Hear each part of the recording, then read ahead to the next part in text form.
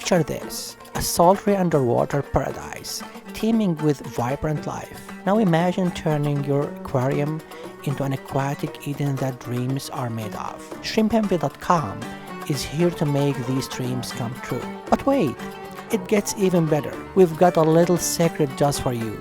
When you tantalizingly slide over ShrimpEnvy.com and select all those exotic aquatic treasures you desire, don't forget to whisper seductive words, Aquarium Guys, at checkout. Yeah, that's right. Aquarium Guys, the code that ignites your passion for savings. When you use it, you will experience an electrifying 10% off your purchase. Can you feel the thrill? Head on over to ShrimpEnvy.com and let the aquatic seduction begin. After all, it's not just an aquarium, it's an aphrodisiac for your aquatic desires. ShrimpEnvy.com. It's only natural. Last notes, guys, is there is a fin dig in Detroit Lakes, Minnesota. Certainly check it out by going to the Aquarium Guys podcast Facebook page. It's held by Lakes Aquarium Club. You can check them out at lakesaquariumclub.com. It's a free fish swap October 18th at noon at Buck's Mill Brewery in Detroit Lakes, Minnesota. Let's kick that podcast.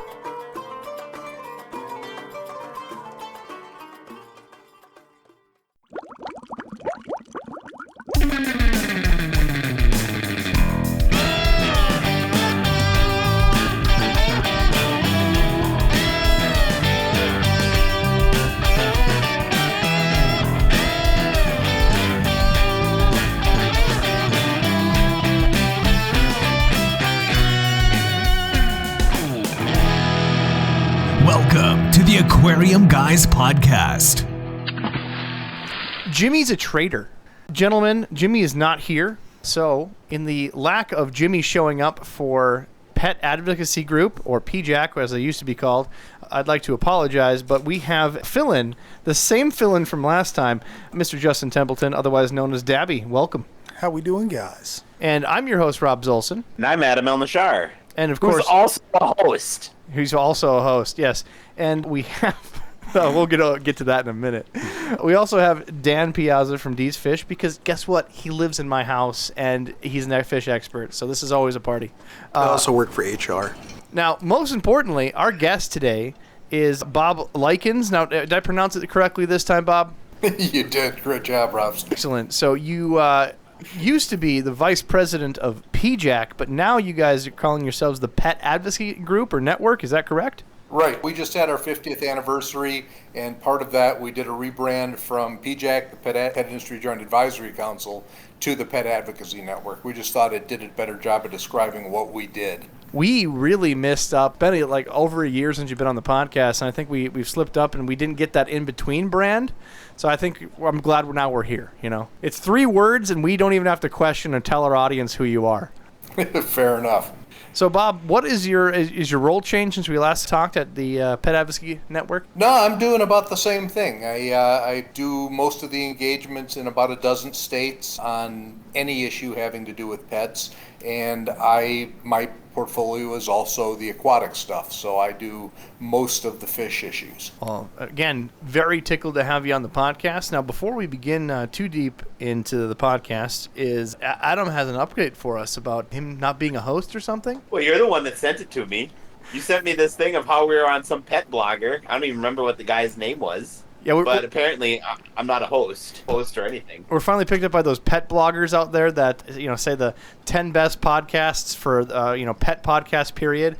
I think we were like number 7 on the list. The only fish podcast representation on the list. I think horses were number 3. Well, horse people are kind of weird. It can be, but I'm just happy to be on the list at all. And they talked about how Robs and Jim were the hosts and Adam was like a side character, and you've been a host the whole time.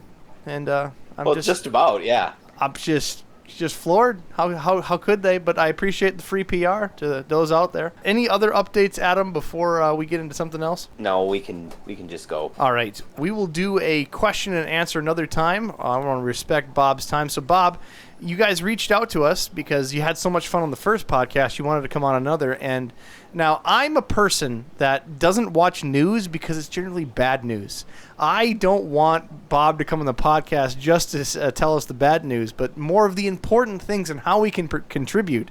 So what's going on in the world of pets that you want to tell our audience about? Well, I don't know how many of your folks are saltwater folks, but if you want to contribute, there's an issue going on right now that is going to be huge for saltwater aquarium keepers. And that's the Banggai cardinalfish. Do tell. I heard about this. I saw like 2 articles on it. I was going to bring it up in the podcast. I'm happy that you're on before we brought it up. Yeah, I've been going like crazy since this news got released. Basically, NOAA did a 5-year review of the Banggai cardinalfish because it's listed as a threatened species under the Endangered Species Act. So they did a 5-year review, and during that review, they can either upgrade it, downgrade it, take it off the list, or propose additional rules on it. They contacted me when they wanted to do the economic assessment side of this, and I talked to them several times, and they really, in my opinion, don't have a leg to stand on with regard to the science and listing this thing. But what they just decided to do was publish a proposed rule that says it's illegal to import or export Banggai cardinalfish to the U.S. So what in the data that they found and put together caused them to go, no more? You know, they're a little bit of a black box, so it's kind of hard to tell. They published a report, but it cites a lot of facts, like they live in small populations and they're easily caught. But and those things are true, but they've always lived in small populations. As a matter of fact, their own paper says some of those things have been isolated for 100,000 years genetically. But the issue is almost 100% of the Banggai cardinalfish coming into the U.S. come from one aquaculture facility. None of them are wild caught.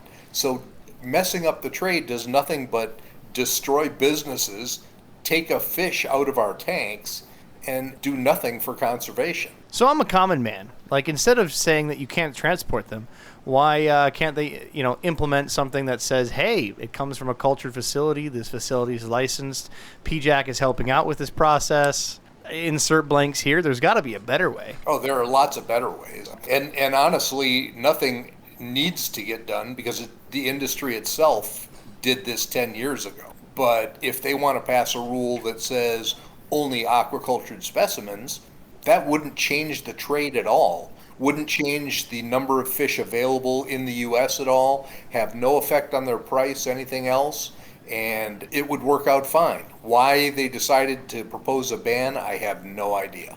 Well, the government's never been really good at it, figuring out science. I mean, hold on. 2020 should tell us that right there. The fact that it's already being pressured and bringing it to the attention that we should do this, you figure that black box wouldn't exist. And to push this forward, they would have to have concrete evidence of some sort, not just, speculative evidence of, hey, this is how this fish works, maybe we should think about it. Yeah, and that's what I'm afraid of. This is more of a philosophical issue than it is a scientific one.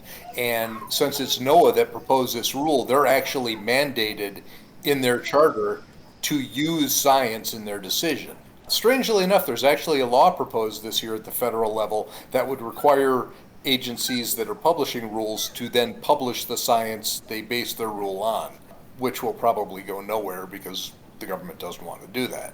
That hurts my brain. If you want, I'm just going to do something local. Because, local audiences generally make a little bit more sense than broad spectrum strokes. So, for instance, I have a highway out here. They're saying that they want to stop it being a 4-way intersection and only take a left. And that is being caused by data that people say, hey, there's a lot of accidents there. They did an audit. They said, hey, where are all the accidents from the last 10 years that they have documented by police officers? And go that this one particular spot does have 70% of the accidents in our small county. And then they're going to block it off. They propose the non-black box information. They put it to a vote to the public, and now it's happening. I figured that fish, our rights of freedom of having what we want, would be put under the same basic scrutiny.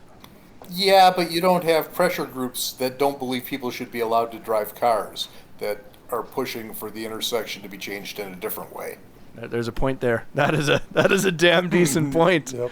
Well, because the people that are pushing this aren't necessarily people that care about the Bengal cardinalfish. Yeah, they're to assholes. use their words, they're people who believe that fish don't belong in glass prisons, as they put it. We all know those people. well, I was about to say what particular groups, but I think Adam spilled the beans on that one.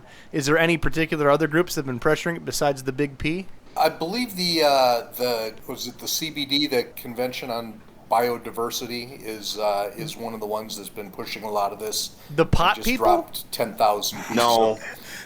No, different CBD. Oh, I was going to say, aren't those people all about, making it so legalizing everything? Judging by the conversation before you guys had my audio fixed, I think I ought to be asking you that. Thank you, Bob. Thank you.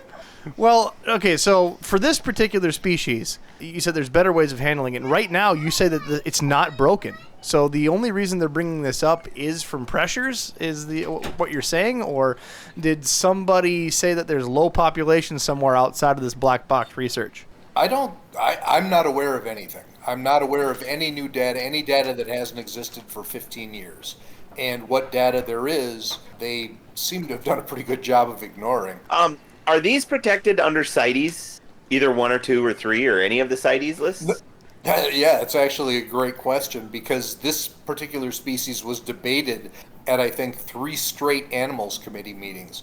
And what they decided ultimately was that there is a robust aquaculture or captive breeding operation, and Indonesia now, with a lot of CITES Secretariat help, has a very robust management plan in place. So there's no need. So CITES declined to list it and said they weren't bringing it up again.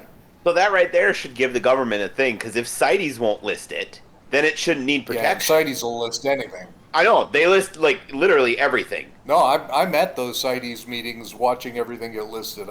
I'm with you. I mean, as far as I've understood, they just literally pull a name out of a hat. Oh, yep, we'll list it if they got 3 votes. Am I right? Or is that how... Their big challenge, I think, is they try and do too much. And they'll put a bunch of species up at the beginning of the meeting, like lions and rhinoceros and things like that, and they'll spend so much time arguing over these big, high-profile species. They get to the end of the meeting, they've got 80 species still to discuss, so things start getting rubber stamped. Interesting. Even if you go right now to fisheries.noaa, that's NOAA.gov, and pull up the Bengal cardinalfish, you can see their actual listed range is just threatened. For those that don't know, there's plenty of species almost extinct that we exclusively farm. We found ways we don't touch their habitat. That this one is a couple characters above that, and it's still being a part of the conversation. That does confuse me. Bob, not often do you come on the podcast and bring me more questions. I'm sorry, I'm going to repeat that. Bob, not often do you come on the podcast and give us more questions than answers. Well, this has been a frustrating issue. I mean, you talk about species that are nearly extinct. Any of your folks out there that are cichlid keepers are probably keeping fish that actually technically are extinct. Correct. There were a whole bunch of different species in Lake Victoria when some genius decided that they ought to have Nile perch in the lake, and they ate them all. So those are common in the hobby, and the hobby is what has saved those species. They would not exist if it were not for fish tank keepers. Bob, I'm going to confess to you. It's been a little over a year since you've been on the podcast with us, and some of our conversations and talks and a couple other people on the podcast have inspired me to completely redo my fish room. I am now doing species mainly geared towards species that are probably going to go extinct in the next X years. So I'm doing a certain Gutiid species. I'm doing a lot of Lemia species. Humpback lemias, Cuban lemias. I am doing a particular cichlid species from Central America. I can never pronounce it. It translates in Latin to little yellow fish. They're a small, like a yellow convict cichlid almost. So I've been now gearing towards that because I'm seeing the results that only a handful of fish keepers can begin something to save a species.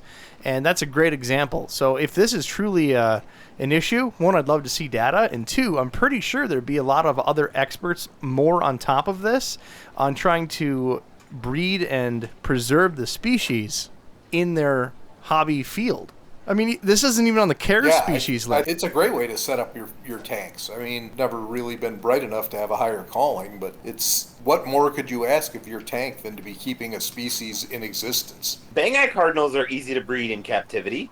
Like, I bred them at my pet store. Like, they literally bred in my pet store with people going back and forth and everything. They're mouth brooder. They're fairly easy to take care of.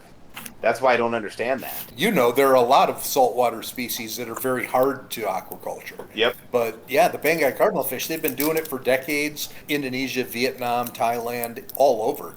And the folks I talked to have said they have no problem meeting all of the U.S. demand, which is about 120,000 fish a year. They could actually double that production if there was demand for it. Just because the listeners are going in, the species that I was procreating is Cryptoheros nanoluteus I didn't butcher it. If you want some and you want to help me round of applause. Spread the species, let me know. Bob, what else you got on the docket? There's got to be more than just this. Wait, I do have one question for Bob. Please. Are these... So, I had heard a rumor that Bang-eye cardinals are wild off the coast of Hawaii. Is that true? Not as far as I know, and I've spent a lot of time looking at fish studies in Hawaii. Okay, so this one was wrong because somebody said that there was an actual population loose somewhere in Hawaii. It's possible. There are a ton of non-native populations. That's such an easy fish to be a prey fish that I don't think it would ever be invasive, but... Basically, when fish collectors decades ago would go island to island in Indonesia picking up the fish, they'd stop at an island that didn't have any fish they needed and dump a bucket of Bang-eye cardinals. So there are a bunch of non-native populations outside its native range, too. So it's entirely possible something like that has happened somewhere near Hawaii, but I sure haven't heard about it. Then the only other question I have, and this might be a weird question, has anybody ran DNA on Bang-eye cardinals and figured out if the different populations are actually different species or subspecies? I think that they're actually looking at trying to get money for that right now. They have done some of it, and if you read the NOAA study, which is a painful read, it does claim that there are specific DNA traits that have been isolated for 100,000 years on one particular case. So it has been looked at, but I don't think it's been comprehensively studied. Okay. And I'm wondering if that's what they're doing, is they're just going, well, we don't know what population is rarer than the other one, so we're just banning everything. Oh, here's a fun one, Adam. No, that's not the case, though. Here's a fun one, Adam, right on the NOAA's website, right? I got it pulled up. In 2013, NOAA Fisheries received a petition to list Bang-eye cardinals as threatened or endangered under the Endangered Species Act. In our 90-day finding, we concluded that a petition action may be warranted. Like, they can't even fully commit to, well, it seems like it could be worth looking into. 3 years later, in 2016, is whenever NOAA listed them as threatened because there was a possibility. What was it? There's this gentleman. He does the Extinct or Alive series, and he says that the methods that agencies, whether it's from other countries, other government agencies, use to classify things as threatened and endangered is so haphazard where people haven't even left their office to figure it out. I'm not surprised. It's government. I just love to see this effort go to something that needs the help. There's plenty enough stuff that needs the help. This one is such a bread and butter species. For those that are listening, they're freshwater species holder. The Bang-eye cardinal fish, it would be consider it like a tetra species, something that you would see in most common saltwater aquarium trades. It's the friendly, reef-safe, easy-to-keep fish. It's not necessarily a clownfish as popular, but it's very common. It's nothing out of the ordinary to see in most tanks. But you see, that's why they want it banned, because if you ban something like this, then you have leeway to ban everything else. Like, everybody else knows what a clownfish is, but everybody else knows that they breed like rabbits. All right, I'm gonna keep the big P out of this. We'll be sure to censor that name as well in post, but we know who you're talking about. Yeah. So, I would call him something else. Mr. Bob, what else you got for us, man? It's been a while. Oh, well, hey, it's been a busy month. About 2 weeks ago, Fish and Wildlife Service just dropped 2 additional proposed rule changes that would be equally crazy. The first one gets rid of, in 2019, they put a requirement into the analysis for whether or not to list a species as threatened or endangered that required they do an assessment of economic and other impacts. I can understand where someone would make the argument, it doesn't matter how much money is involved if it's going to go extinct. But what we found with the Bengal cardinal fish was that if they have to do the economic impact study, then they actually have to look at the market for it. And because they had to look at the market, they had to see that all the fish coming into the U.S. are aquacultured. They would have found a way to avoid even noticing that if they had not been required to do that assessment. So the economic and other impacts assessment needs to change, and there's a rule proposed right now to get rid of that. The other there's one additional rule change that they're trying to make, and that's why I was actually surprised to see the Bengal cardinal fish listing come out, because up until 2019 they could treat everything the same. Since 2019, an endangered species has to be treated a certain way. It can't be traded in, imported, exported, anything, unless you've got special permits. In 2019, they said it's not the same for threatened. It's a much lower bar to list something as threatened than endangered. So if you put it on the threatened list, you have to write a 4D rule and explain what the limitations are and how the species has to be handled. That's why I didn't think they were going to write the 4D rule for the Bengal cardinal fish, because I thought they were just going to try and wait for their other proposed rule to pass so they didn't have to. Because they want to go back to the system where anything that is listed as threatened is automatically covered in the same way as a species that's endangered. Bob, I have a heck of a question for you. It's a difficult one. The Bengal cardinal fish is a good example, but what's an example of something that is just, they finally got it right? They have a plainly good limitation. We probably shouldn't have that one. Is there anything where some of these legalities, these listings have made sense, helped preservation, and changed it to us using aquaculture breeding methods to inspire the trade? This sounds like a cop-out, but I can't think of a good example. But the reason I think that is when that's the case, the market responds much more quickly than government does. By the time government actually gets around to even considering it, the market has already tried to solve the problem. Yellow tangs, purple tangs are great examples. When the populations were threatened, or when people thought the populations were threatened, or when the Hawaii fishery got shut down, the trade and the hobby worked on ways to aquaculture fish that had always been very difficult to aquaculture. But if there's no incentive there, it's difficult to get people to do it. Fair enough. Any more questions on that one, Adam? Maybe not my question, but what he brought to the table just now? I know, because I'm going to start getting angry, and we don't need me to go on rants. I've already done enough for the day. I think you could see some good examples of where regulations and listings have made sense with regard to invasive species, much more so than endangered species. But the thing is, it's like your highway example. States do it very well. The federal government does a lousy job of it. Here's an example, actually, for those who are listening.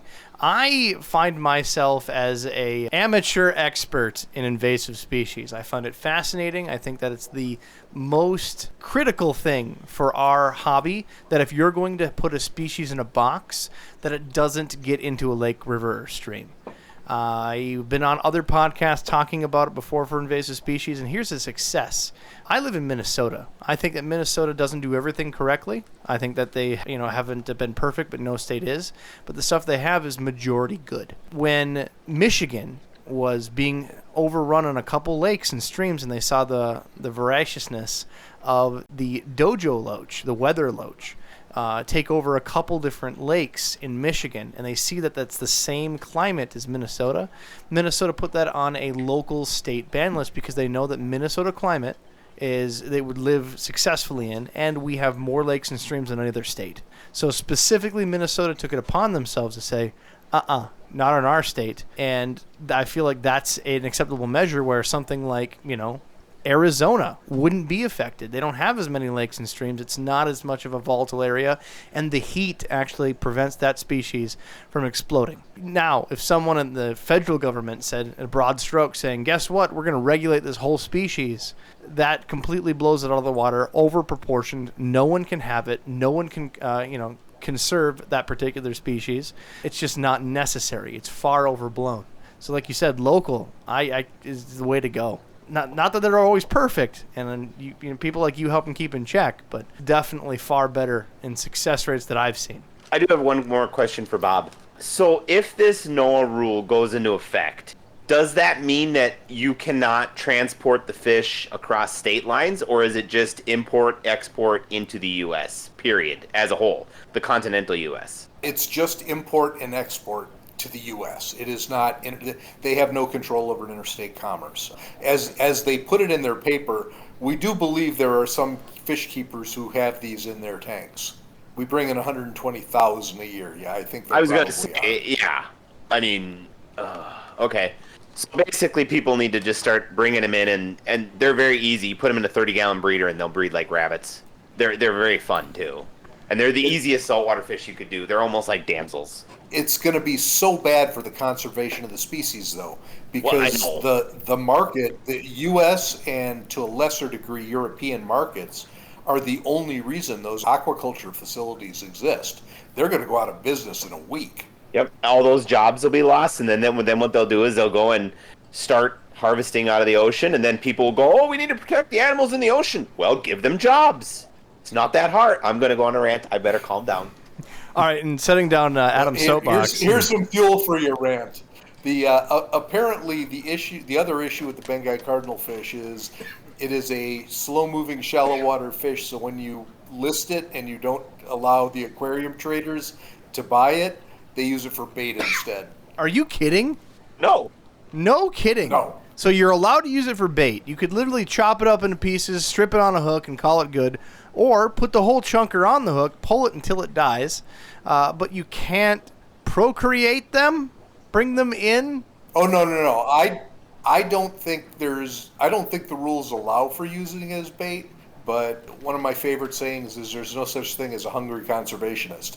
People are more concerned about putting food in their stomach, and if they don't have a job, then they're going to use those fish to put food on the table. Well, let's be real here. What are you more, pretending this passes, what are you more likely to get some sort of fine for? Using it as bait or importing it? I'm going to pick the import. So wait, I just found a loophole. We can use, all the coastal places can say that they're using it for quote-unquote bait fish. No, please. That's going to cause more issues. I don't think that's actually allowed. Yeah, no. That's not even a good joke. There's a loophole somewhere. Well, Dabby, you've been holding the question for a while. Yeah.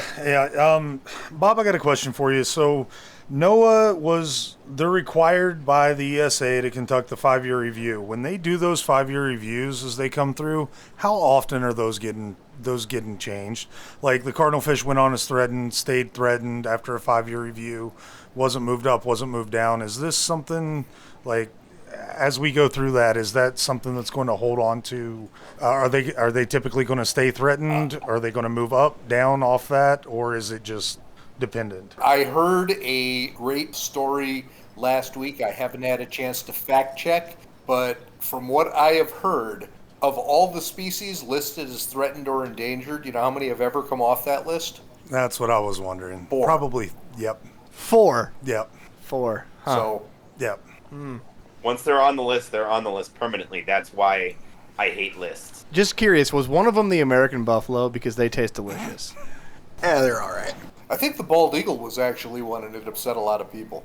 Yeah, it did. That I know. I had to do research on that in school, and that one definitely flipped some lids, for sure. Actually, you want to talk some sad extinction stories? You know what happened to the last great auk? Oh, boy. I know. Adam, tell us what happened to the last great auk. So the last pair of them were killed by fishermen, and the egg was smashed. Now, do you remember the last one seen in the British Isles? pretty sure that somebody shot it. No, even worse. They took it aboard their ship to sell, and when they got caught in a storm, they believed it was a witch, so they stoned it to death. That sounds about... there you go. Wow. Yeah. All right. Well, Humans suck. Bob, help. What else is on your list, man? Oh, I think we're a little outside my lane. Bob, let's get back in lane here, please. You know, Hawaii has kept me busy for, 7 years now? The court case we are involved with, we joined the case on the side of the state when there's justice sued them.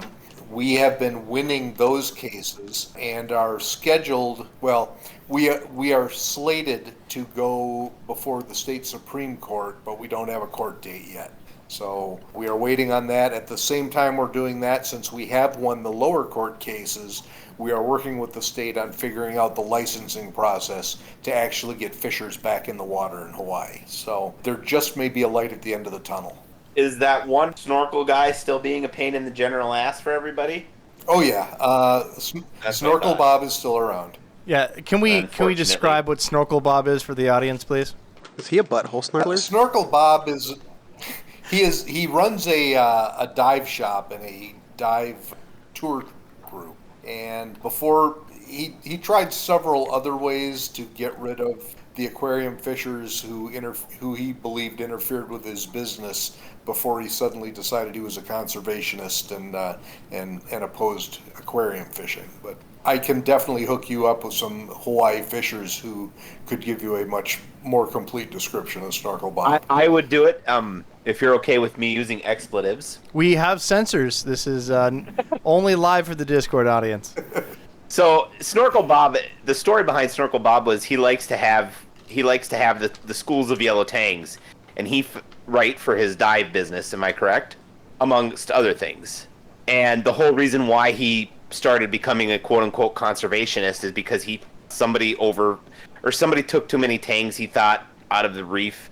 And somebody complained that there wasn't as many fish, so he decided that to improve his business, he was going to destroy everybody else's, because that's what assholes do, and proceeded to get everything banned, because I think he joined with the Big P, who cannot be named.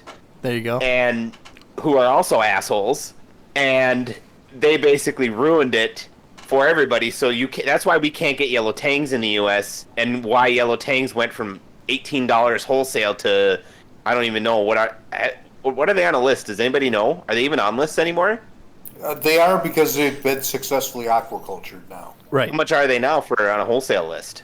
Dan can answer this one. You see a yellow tang on the wholesale list? You saw it on a couple of them, so I'm not going to tell you how much we pay for them wholesale, but... Oh, no, not you. I'm saying like the average that you see in the retail. I remember when they went on the ban list, they went from like $80 to like $450 overnight. Right, but Okay, I'm talking retail. I'm talking now though. Like, what would you sell them at these Fish Co? Probably still about $300 a piece. Okay, so that explains it. So if anybody ever goes to Hawaii for a fish. Oh, sorry, Bob. No, you're good, and you're right. If you go to Hawaii, I think check with the local folks, but I believe there's a law that says a private collector can go take a dozen of them and put them in a bag and take them home with you. Yeah, you're paying $300 a fish for a fish where a single one lays 1 million eggs a year. This is not a fish that has trouble reproducing in the wild. Yep, and I was also going to say, don't visit Snorkel Bob's snorkel shop. If you want to go, find somebody else to go snorkel with. Know where your money is going when you visit these places. He can snorkel these nuts. My God, guys, professionalism, please. All right. I thought I was behaving. I know. You're trying. You guys have come a long way since our last conversation about the mothballs. Hey, do you know that we actually started a online thing of, what was it? Was it Check Your Balls? I think it was. We had it actually posted in a couple different pet stores of how people should be checking their balls. It was a great PSA announcement from that last podcast. I appreciate your public service effort. Yes. We're here for you, Bob. I see that. Anything outside of Hawaii? What's more news? I know there's a lot that you deal with on every day, and Hawaii's big on your list, but there's got to be something pressing. Well, it's As I said, these three different proposed rules have sucked up all my bandwidth over the last month or so. I think last time I was on, one of the things I talked about was Marco Rubio's proposed amendments to the Lacey Act and how much damage those could do. We got that bill killed last year and got the language taken out of the Competes Act. Nice. So that didn't happen. So, of course, he's offered the bill again this year. So it is back. We haven't seen it moving to this point, and if I'm being honest, I don't think his bill's going to move. My fear is that they'll do something like they did last time, and they'll take a little bit of its language and put it in something that is going to pass. So, it'll be a half a page of a 2,500-page Defense Authorization Act, or it'll be, a half a page somewhere buried in 5,000 pages of the Farm Bill. So those are my concerns, and that's why my researchers do such a great job of finding that stuff when they do it. Man, where's Jimmy winning the rock analogy? It's like those musicians, like it was like Bon Jovi getting the contract and then finding out they have to have 3 pounds of specific color M&Ms in their changing room, and that was just slipped in when no one noticed. Well, but do you know why they had that, right? Because he was a diabetic? I don't know. So the whole reason why they had the thing where they had to have a giant ass bowl of M&Ms and there could be no brown ones was because they wanted to make sure the contract was read and that the stage was all set up properly.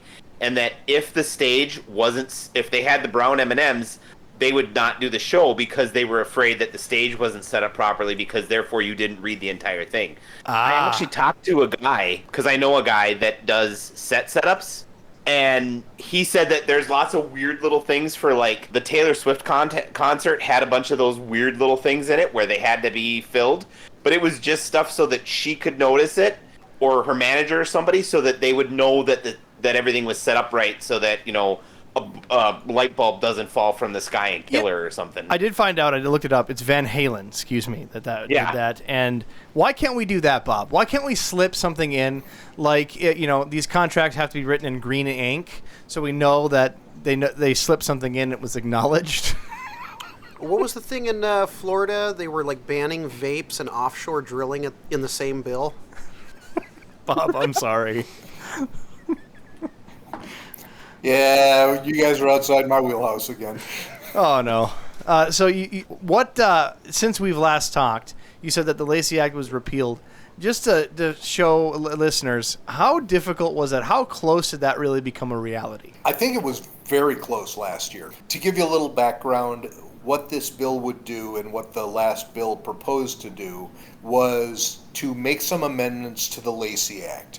It would have done a couple of things, the worst of which, in my opinion, was it would have given U.S. Fish and Wildlife Service jurisdiction over interstate commerce. So suddenly, instead of only being able to control and manage and oversee what goes in and out of the country, now they get to do that and have to do that across every state line. So if you've got a threatened or an endangered species that you guys are keeping alive because you've got a club that breeds these cichlids, you can't move across the state line with it. If you've got a coral that's listed as an endangered species, you can't frag it and take it to a show, in Michigan or Wisconsin. So it would have been a huge thing, particularly since when it comes to controlling things and managing and overseeing things, Fish and Wildlife Service really only has one tool. All they can do is ban things. They don't have any gray area. They don't have any room for nuance. They can either allow it or they can ban it. So if you've got a species that's invasive in Florida, like the lionfish, or in Minnesota, like this loach, it probably should be banned in Florida. But now if Fish and Wildlife Service comes in and says, well, it's an invasive species because it's invasive in Florida, you can't have it in Minnesota because it might get loose in Lake Michigan. Wrong lake, but you know what I mean. I get your point. I'm not even going to get into what I think of Fish and Wildlife. I'm just not even going to say anything. You're on a list everywhere, Adam. Not just from your olive skin at the airport either. Yeah. Well, they don't rate because of the rules that govern them. They don't have the ability to be more creative. They don't have any choice in the matter. That's the rules they were created under, and that's the authority they have. So it's not like they're being obtuse by doing it. They're just playing within the rules that they were given. But, there's also the huge issue. Their inspectors now can't tell one species of coral from another. Most people, even if they're good with corals, will confuse the same coral if it's grown at two different depths. So expecting them to be able to manage that across state lines, it'd never happen. I mean, yeah. There was a gentleman on our podcast, Frank, I'm going to butcher his last name, Magnalis. That's one of the world's foremost piranha experts. He recently passed, actually soon after the podcast passed away, but he told us a huge story of how some of the states over there banned piranha, and they only banned one species of piranha. But Fish and Wildlife would see any variety of a piranha, however completely different, and pull it from his possession, and he'd have to go to court, and they would have the fish bagged, and by the time that they could get to court, the fish were dead, of course. So he had to go through years of litigation with court systems just because these people that put out this ban were not experts in what in the world he had and why they were banning it in the first place. And that gave him the leverage to help get those fish off of the local ban lists in those states. I can only imagine that's piranha. I can only imagine just copy and paste that by all the other varieties of fish and these people that they try to litigate what is and isn't. Have I told you guys my story of Fish and Wildlife when they called me for import-export? By all means, I think this is a good one. Okay, so I have friends in many different things, and I have a lot of reptile friends, and I like to breed leaf-tail geckos. And one of my friends went to Europe and purchased some Europlatus guntherite for me, and some crested geckos, which everybody should know what a crested gecko is. They're as common as dirt. But I wanted this certain bloodline, a European bloodline, because it was a little different than what we had here in the States. So my friend brought him over, brought him into LA, and Fish and Wildlife called me at like midnight my time. And they were like, hi. And I'm like, this is Fish and Wildlife. And I'm like, yeah. And they go, and I go, well, he told me he had paperwork. So if he doesn't have paperwork, I want my $8,000 back. And yes, I paid $8,000 for lizards, but that's another story. Did they have a monocle and top hat since that's the chain? Anyways, continue. Anyways, so Fish and Wildlife said, no, they didn't. They just wanted. They didn't know what the guy had, and so they wanted to confirm with me what I had purchased. And I said, well, what's on the list? And I'm giving him scientific names. Well, these are on the list, but we don't even know what they look like. So apparently they had to call like a zoologist or somebody with a book to identify this stuff that I had imported. And the guy they called in hadn't ever seen anything like what I had imported except for the book. And this was legal stuff to import. And then he went on a tirade. He was pissed because, private keepers are keeping them. He thought they were going to a zoo. But I'm like, whatever. I like zoos, but if you don't know what you're looking at because you've never seen it except for a book, you need to get out more. I see why you hate Fish and Wildlife. I hate Fish and Wildlife. Minnesota DNR is right up there. Oh, Bob, how can we help you out, buddy? People are listening in. Money? They heard your stories. They heard how close we've gotten in the past and what's coming up. Bob, how can we empower you? Well, I mean, yes, you're right. We could always use your money. It does help us do our job and keep the lights on. And anybody who wanted to contribute to our aquatic fund, I would certainly welcome it. And I will also say, as individuals, the folks that listen to your show probably are not the right fit as members for us, or might not feel like they are because we're a trade association. But it would really be helpful to have the clubs join, because when they do, when there's an aquatic issue, I blast it out to everybody on my aquatic list. If the clubs are members, then they get that information and they can share it with their membership. So that would be huge for me. The only other thing I really need you to do is just keep an eye on my website. I've got the alert up right now for how you can send comments in on the proposed listing of the Banggai cardinal fish. I've already written bullet points. You write your own letter. It's 2 or 3 clicks, and you can cut and paste or drop it right into NOAA's website and get comments filed. One of the organizations that's pushing for this, which shall remain unnamed, just did a petition drop of like 10,000 form letters. So we do need folks in the hobby as well as people in the trade to be engaging on this, and this is a big one, because if they can do it on a fish like this, where the science so obviously supports keeping trade open, they can do it on anything. You can find that website at petadvocacy.org/aquatic-community. We'll have it in the show notes as well to click. Please help out where you can. And you said fish clubs, but fish stores, is that a good thing to have represented? Oh, retailers, if you're a retailer and you're not a member, you're just dropping the ball. I mean, we are the cheapest stay-in-business insurance you'll ever get. Whoa, whoa, whoa. What does that mean? We got a lot of stores that listen to our podcast. I will pitch your podcast and you can pitch my membership. How's that? I'm hearing you. So you said best insurance for stores? Tell us more about that. Well, if you want stay-in-business insurance, I mean, you got insurance on the building, but you got nothing protecting you from bad rules and bad laws. You know, we see really good legislation and regulation at the state level, and we see really bad rules and regulations at the state level. So you need to have somebody on your side who is versed in reading legislative language and capable of engaging lawmakers and regulators and I guess presenting your side, because I can guarantee you the people that don't think we should be keeping pets spend a lot of time banging on doors and a lot of money reaching out to them. And the other thing, before I forget, also, it goes back to know where your money's going. I like to donate to environmental causes as well as animal causes on top of it, but always make sure you know where they're going, because every now and then you'll see something that they want to ban that makes no sense to somebody that, like you or I, because we know how to breed it or we know people that breed them. They want to ban it, and so I've made a point of, I'm going to use, where was it? There was one of these animal defense groups, and they wanted to ban abronia, Mexican alligator lizards. Those are something that should be in the hobby and kept breeding as long as they're brought in legally, not illegally, mind you. But I just quit donating to them because of that, because it's one of those lizards that if you ban one thing that could be kept alive in the hobby and lots of people can work with, then they'll ban everything from you eventually. So just know where you're donating your money to as well. Well, Bob, I appreciate you coming on. What are we missing here? What should we be telling the listeners? I think you guys have gotten it. I sure appreciate the opportunity to be on, and if everybody out there, tell a friend, spread the word. I try not to be the boy who cried wolf. I try to only scream when screaming is justified. But this Banggai cardinal thing really has me concerned, because it is so out of left field and it is so unjustified. It's a lot like the Hawaii fishery closure. Incredibly sustainable fishery, but they got it closed over a bunch of emotional arguments. And if they can do it at the best, they can do it anywhere. So,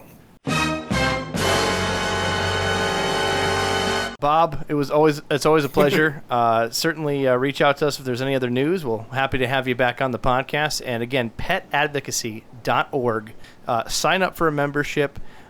Definitely check the aquatic feed that he has there.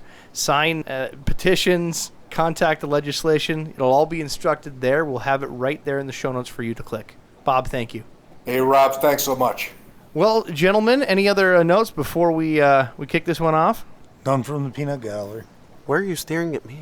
Because Adam's not in front of me. Oh, you know what? Hey, Bob, what did you have for breakfast? I had eggs and a sausage on an American Airlines plane. Ooh, classic. As long as it's not Delta. All right. I mean, Schmelta. Damn. Have a good one. Until next podcast. All right. Hey, thanks a lot, guys.